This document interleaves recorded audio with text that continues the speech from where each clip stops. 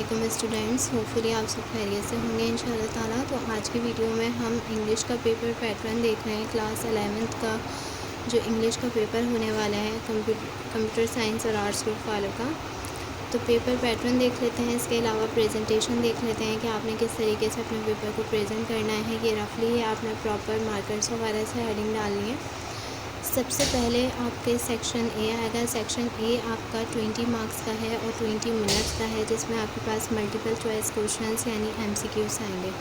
तो एमसीक्यूज़ की जो प्रिपरेशन है वो आपने कहाँ से करनी है, अपनी बुक से करनी है, जो कि आपकी टेक्स्ट बुक की एक्सरसाइजेस में एमसीक्यूज़ मौजूद है, वहाँ से आपने एमसीक्यूज़ की तैयारी करनी है। अब जो सेक्शन बी है अकॉर्डिंग टू न्यू पैटर्न वो 40 मार्क्स का है और टाइमिंग एटलीस्ट 2 आवर्स से 40 मिनट्स आपके पास है। अब जो कि सेक्शन बी जो इंक्लूडेड है वो शॉर्ट आंसर क्वेश्चंस पे इंक्लूडेड है।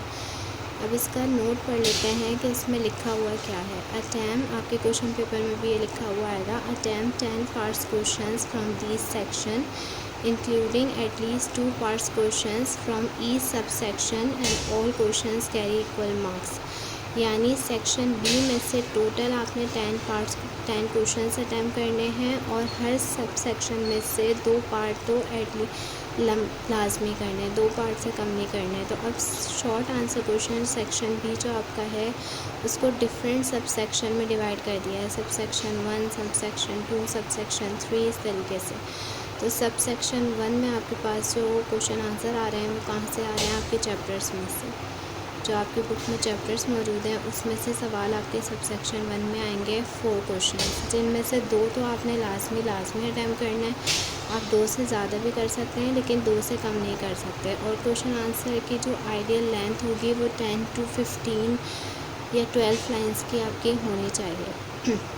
इसके अब आ जाते हैं सब सेक्शन 2 के ऊपर, जो कि है आपके पोट्री बुक में जो है पोम्स हैं, उनमें से जो क्वेश्चंस आएंगे वो आपके सब सेक्शन 2 में आएंगे और वो भी आपके पास 4 आएंगे, जिनमें से 2 तो आपने लाजमी करने हैं। इसके अलावा आप मज़ीद कर सकते हैं। आपने तमाम सब सेक्शन के मिला के 10 पार्ट्स करने हैं। अब आ जाते हैं सब सेक्शन 3, जो कि आपकी बुक में प्ले मौजूद है, जिसका नाम है a visit to a small planet.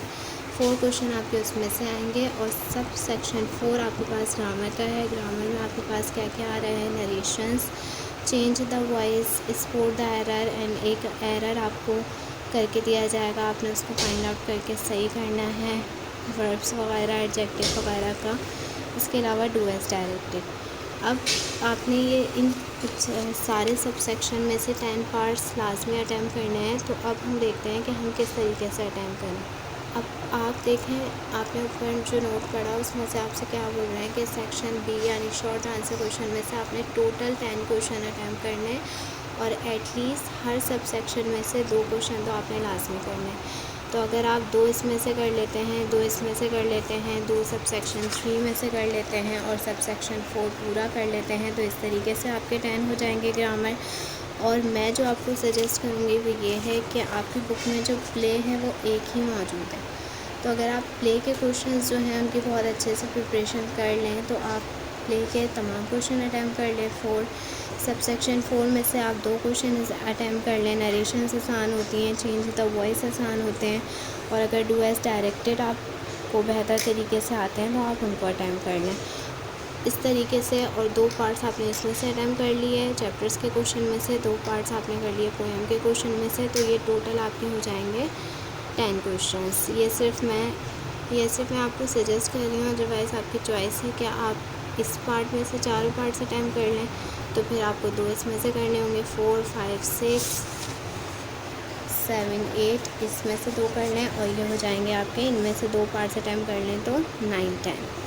अब आ जाते हैं हम अपने सेक्शन सी के ऊपर, जो कि डिटेल आंसर क्वेश्चन कहा जाता है और ये भी आपके पास 40 मार्क्स का है, जिसमें सबसे पहले जो आपके पास आएगा क्वेश्चन नंबर 3 बन के। क्वेश्चन नंबर 1 हमारा एमसीक्यूज़ का था। शॉर्ट आंसर क्वेश्चन हमारे पास क्वेश्चन नंबर 2 है, जिसको 4 सब सेक्शन में डिवाइड किया गया है। इसके बाद हमारे पास है question number 3 detail answer question का, जिसमें सबसे पहले जो आपके पास आएगा वो क्या है, पैसेज है। तो पैसेज क्लास 9 और 10 से आपको करते हुए आ रहे होते हैं, तो पैसेज की बस प्रैक्टिस करनी होती है, ये तैयारी तो इसकी प्रिपरेशन नहीं करनी होती। बस एक पैराग्राफ आपको दिया जाएगा, उसी पैराग्राफ में से आपने आंसर फाइंड आउट करना है।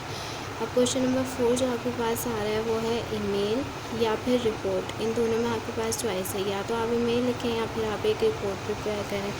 तो मैं आपको ये सजेस्ट करूँगी कि आप ईमेल की प्रिपरेशन कर लें, क्योंकि ये लेटर के जैसे ही होते हैं, इसमें आपने पैटर्न अच्छे से फॉलो करना होता है। रिपोर्ट के डिफरेंट टॉपिक्स भी हो सकते हैं, अदरवाइज़ आपकी चॉइस है। अच्छा, ईमेल जो आपके पास आएंगे वो फॉर्मल ईमेल्स आएंगे। फॉर्मल ईमेल्स क्या होते हैं, जो कि किसी न्यूज़ एडिटर को लिखे जाते हैं या स्कूल या कॉलेज के प्रिंसिपल को लिखे जाते हैं।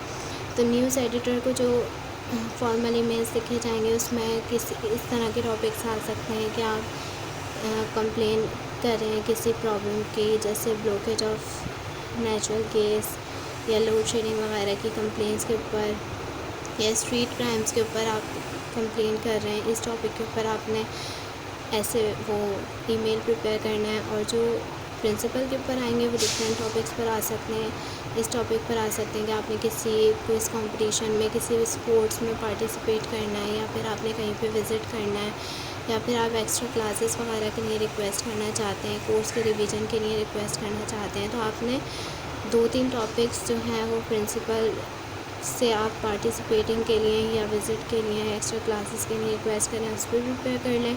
इसके अलावा एडिटर पर प्रिपेयर कर लें। स्ट्रीट क्राइम के अगेंस्ट आप कंप्लेन कर रहे हैं या गैस लोड शेडिंग के ऊपर कंप्लेन कर रहे हैं, इस तरीके के। अब क्वेश्चन नंबर 5 जो हमारे पास आएगा वो हमारे पास है ऐसे और मतलब या तो आप ऐसे अटैम्प्ट करें या फिर narrative account of an incident that influence you greatly.